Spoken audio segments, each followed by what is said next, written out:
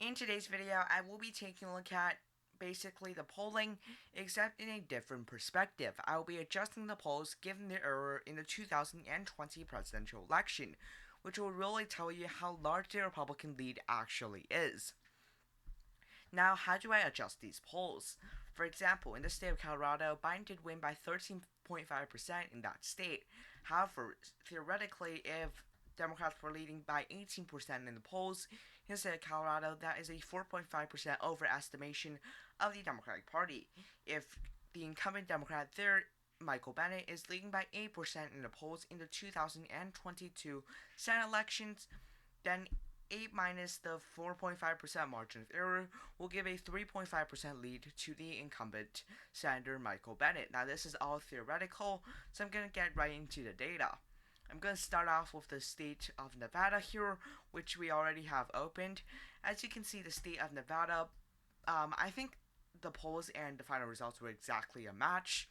Biden was leading by 2.4% in the 538 average, and the final result was actually also 2.4% margin for Biden, I believe. I think this is just a slight error.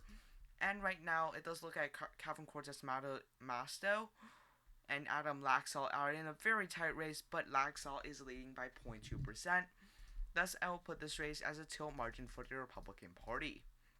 The next state is Washington, which I accidentally skipped. But for the state of Washington here, Democrats are only leading by a margin of nope, that is not correct, I think. Yeah, 6.1% for Patty Murray. In fact, she's not even at 50% of the vote. That is actually quite concerning for her. And what's even worse, that Biden did underperform expectations in the state of Washington by 1.3%. You do the math, and she's only winning by 4.8% according to this. Now, this is not the most accurate thing ever, but this is just giving you a rough estimation. For the state of Arizona, Mark Kelly is indeed leading by 3% according to the polls. However, this is not the best of all margins. He was leading by a far more significant amount in the 2020 Senate elections, yet he underperformed polling by about 5%. Regardless, in 2020, however, Biden only underperformed polling by 0.6%. Thus, Mark Kelly would still win by a lean margin, as he would win by 2.4% according to this map. Now, you can already see a problem. Washington and Arizona have the same characterization, though they're expected to go in far different directions. But regardless, let's go to the state of Colorado. So for the state of Colorado here, Democrats are leading in the polls. Biden did win by 13.5%. The polls only had him up by 9.5%, which I find interesting. And looking at the current polling data, Biden is up by 10.1%. So yeah, apparently Democrats do win by 14%. However, things are about to go downhill for the Democratic Party. Let's go to the state of Wisconsin.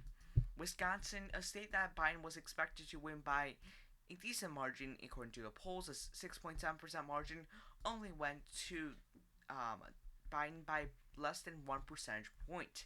And if we look at the state of Wisconsin, Ron Johnson is leading by 4.1%, and he is over 50%. That means, according to this map, he'll be winning by about 10% in this map.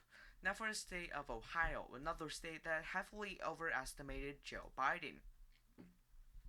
Biden only trailed Donald Trump by a margin of 1.0% in the polls. His number wasn't that far off from the actual result, but they underestimated Donald Trump by 6%, which was really bad. In fact, that is like a similar situation to the Brazil election that was not held that long ago. And going to the state of Ohio here, Vance is leading by 2%. That still justifies a likely margin given that the polls were adjusted. Now going to the state of Pennsylvania. At face value, Democrat John Fetterman is still leading by 1.1% against TV host Mehmet Oz. But this is definitely not good news for Fetterman, as he was leading by upwards of 12% about 2 months ago.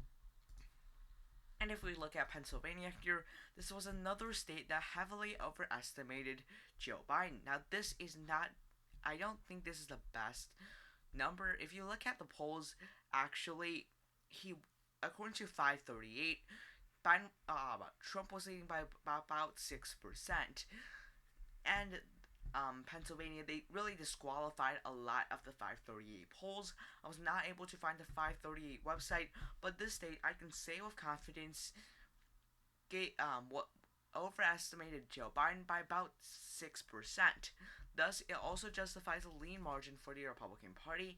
Let's just ignore RCP for now. I have the numbers in my brain. Now, for the next state, it will be the state of North Carolina. Biden only only underperformed by 1.1%, which wasn't that bad. If we look at the state of Florida right now, however, you can not Florida, North Carolina. I'm sorry about that. Oops, North Dakota. That's clearly not the correct state. But is leading by 3.2%. If we take a look at the adjusted numbers, it is 4.3% for Ted Budd. So Republicans are already at 50 seats, and they still have 3 seats. If they win one, they control the majority. The next state is the state of Georgia. Georgia has Warnock up by 1.2%. However, that has tightened over the past couple of days or so. And we look at the state of Georgia. Still, Raphael Warnock still did win by about would still win by about 1%, but that is a very narrow margin. Next state to the state of New Hampshire. Hassan is only leading by 2.8%. Again, that's not a good thing because she was leading by upwards of 6% in some of the polls a couple of days ago. And looking at the final results here, I did do the math here. Biden was up by about 11 points in the final polls. Thus, it actually has Donald Bodak, the Republican challenger, up against Maggie Hassan, which is interesting considering that Raphael Warnock is winning the state of Georgia. Finally, in the state of Florida, looking at this, RCP had Biden up by 0.9%. Trump won by 3.3%, so that was a 4.2% overestimation. And finally, looking at the Florida polls here, it does have Rubio up by 7%, and Rubio is also crossing 50% of the vote. Thus, Republicans win the state of Florida by a likely margin. Now, based on this map, there are interesting things to conclude. Washington is only a lean margin for Democrats, while Arizona is also lean for the Democratic Party. Pennsylvania and North Carolina have the same characterization. Now, I'm not saying that this is the most accurate map ever, but even if we look at polling, even if we take a look at polling, Republicans are still ahead. That tells us something about the midterms. I don't think Democrats are going to be able to win the state of Georgia, given that I think this race will go to a runoff, and in a runoff, Democrats will not be energized. Remember, this is just the first round votes.